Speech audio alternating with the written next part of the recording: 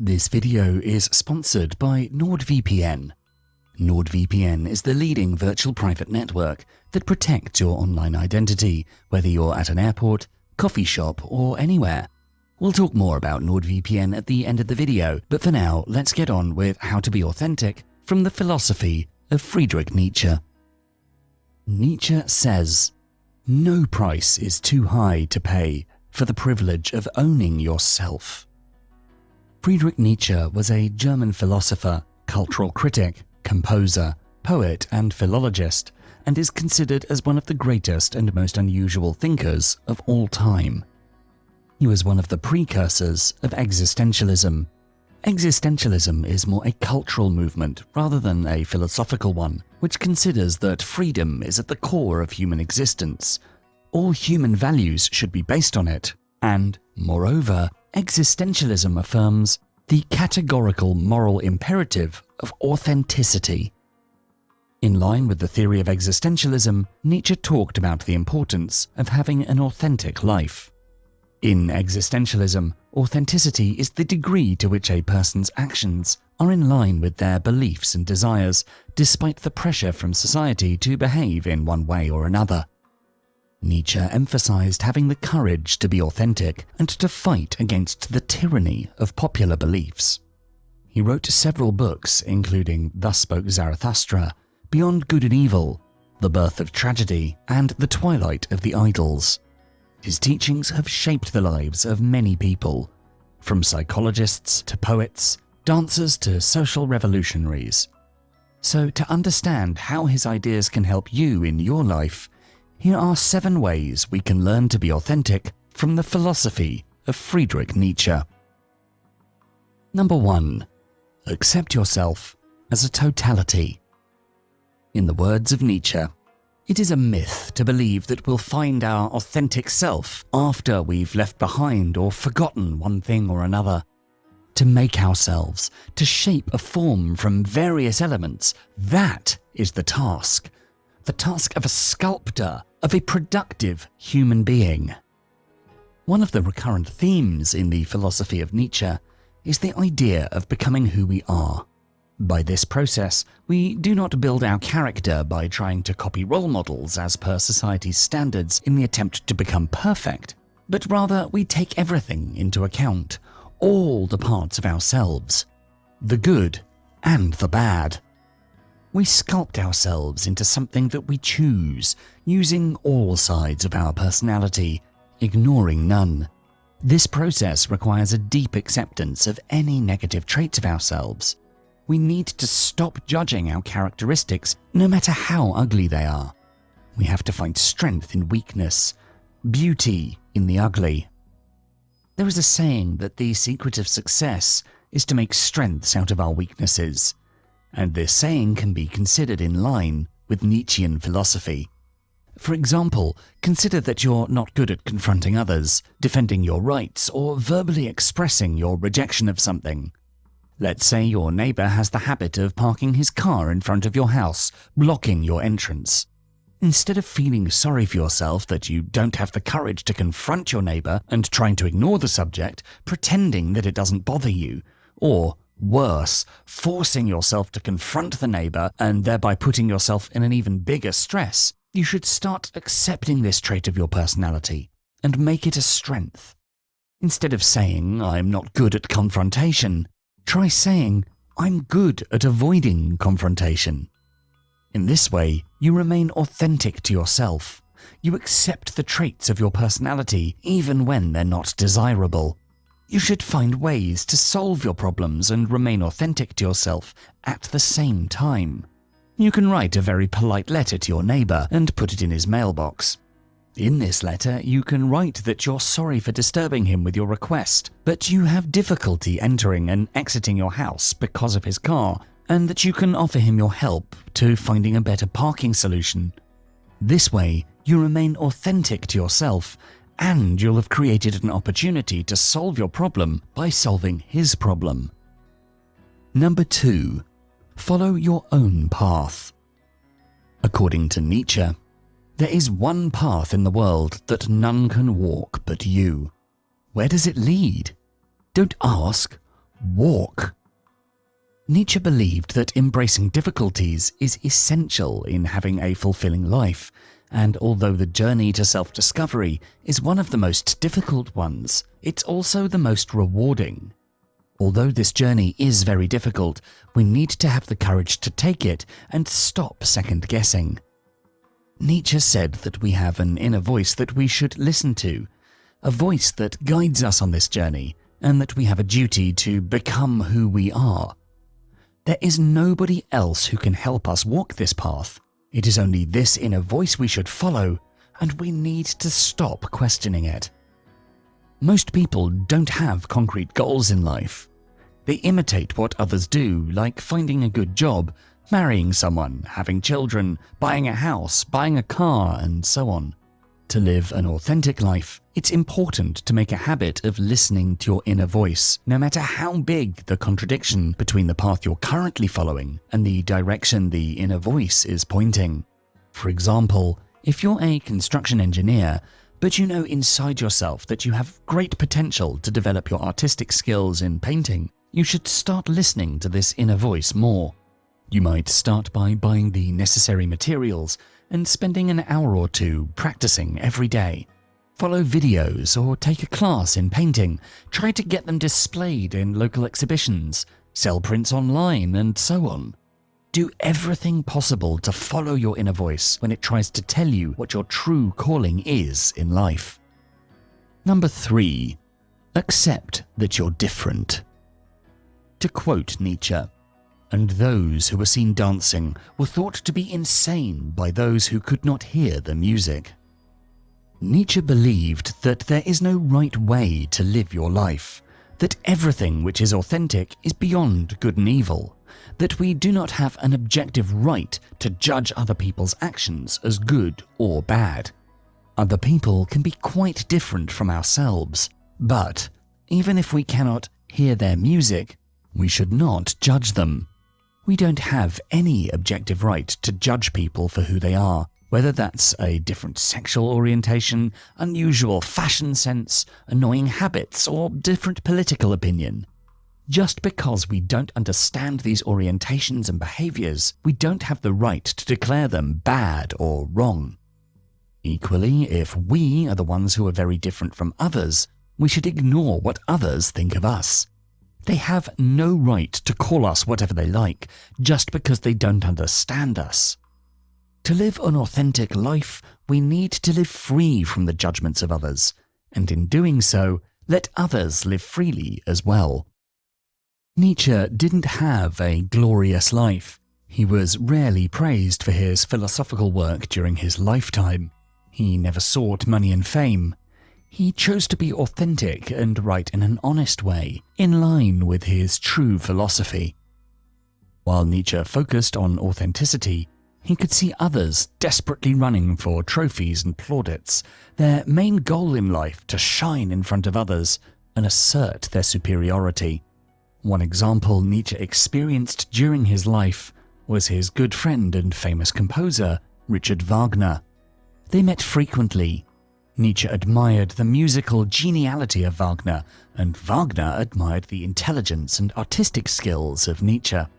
However, because of an event in Bayreuth, Germany, Nietzsche decided to leave Wagner and his circle, disgusted by the dramatic style he used in making music to gain popularity.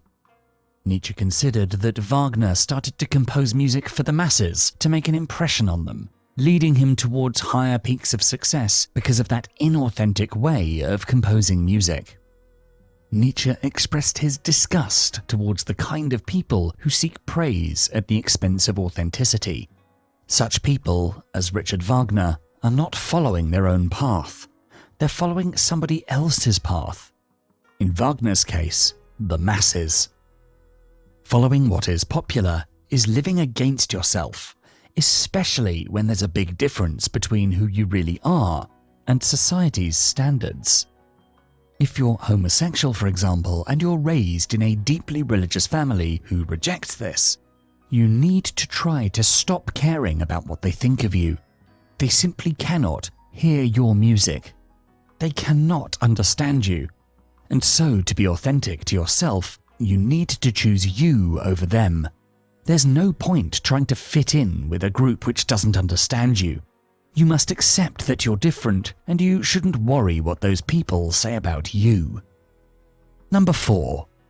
Obey only yourself. Nietzsche tells us, "He who obeys does not listen to himself."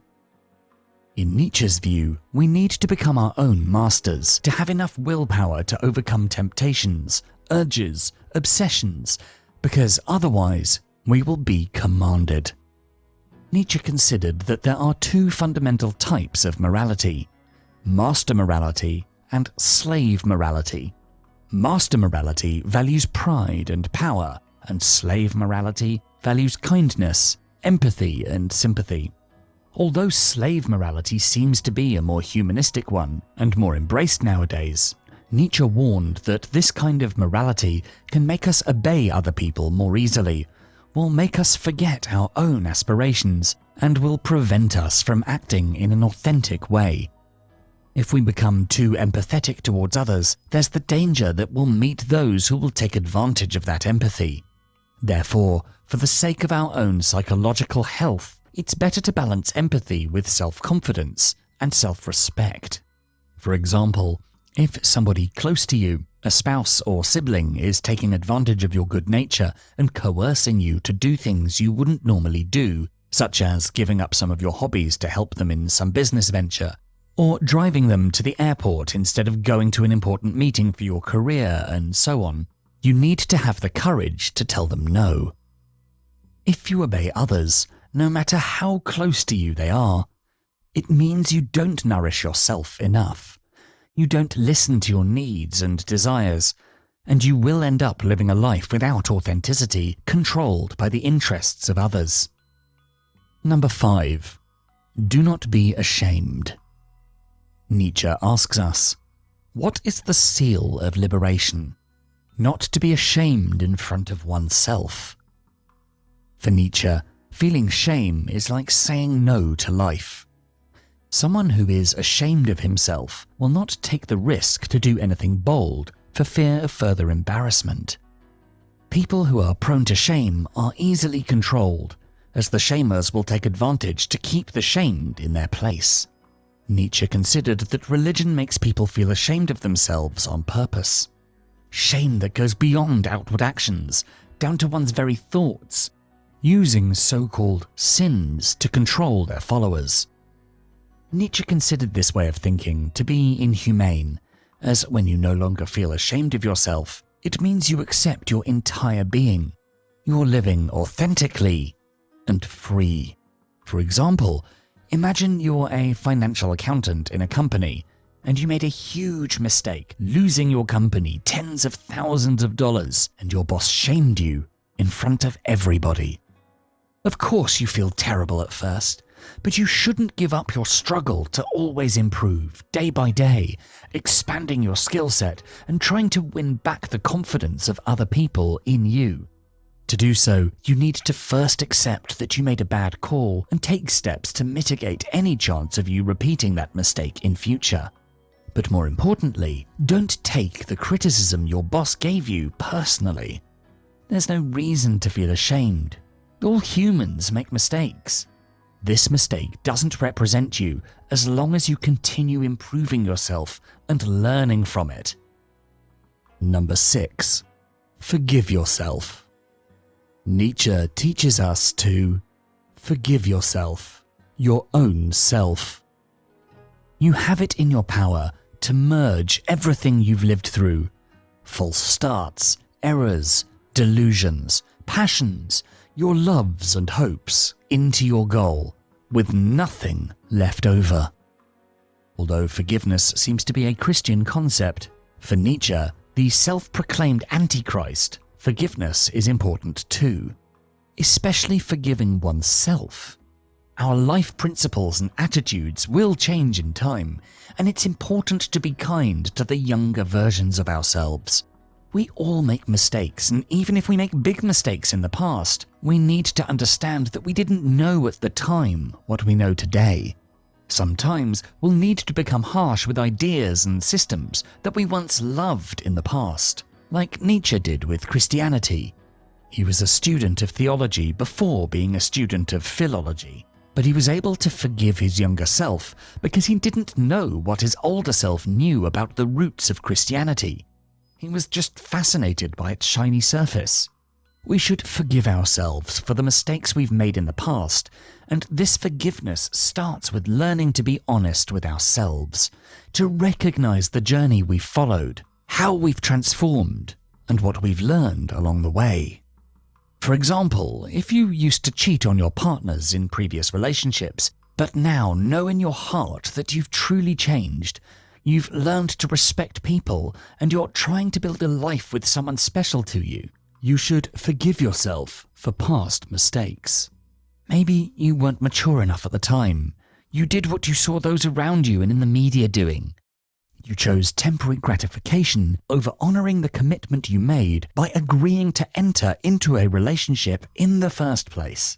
Forgive yourself because you didn't know better at the time, and acknowledge the changes you went through. Number 7. Live dangerously. In our final quote for this video, Nietzsche says, "For believe me, the secret for harvesting from existence the greatest fruitfulness and the greatest enjoyment is to live dangerously."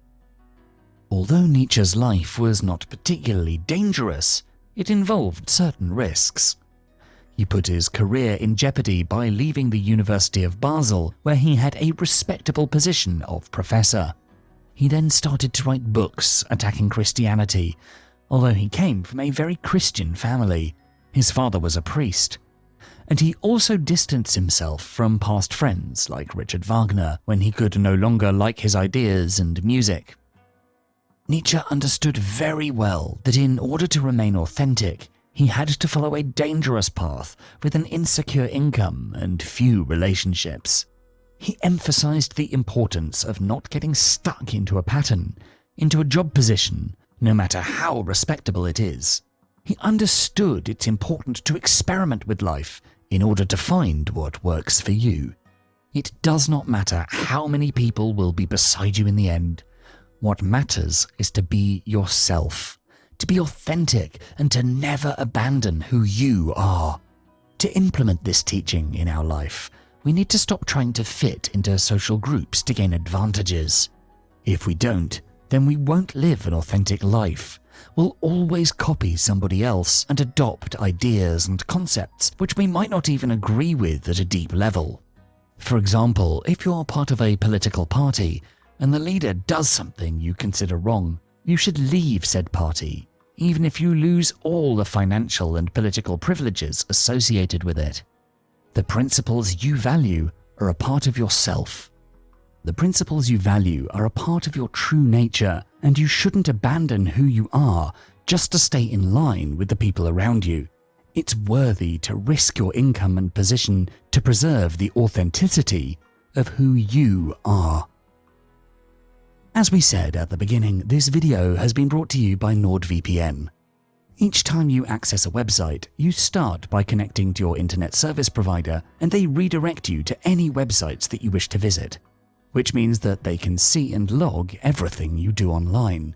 They may even sell your browsing history to advertisers, government agencies, and other third parties.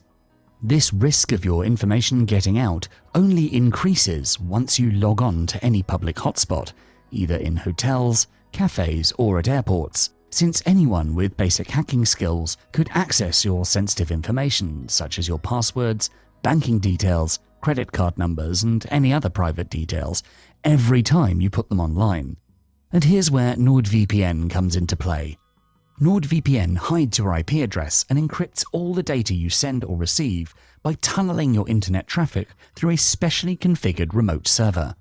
The encrypted data then looks like gibberish to anyone who intercepts it. It's impossible to read. All of us here at Philosophies for Life use NordVPN. The app makes using a VPN super easy.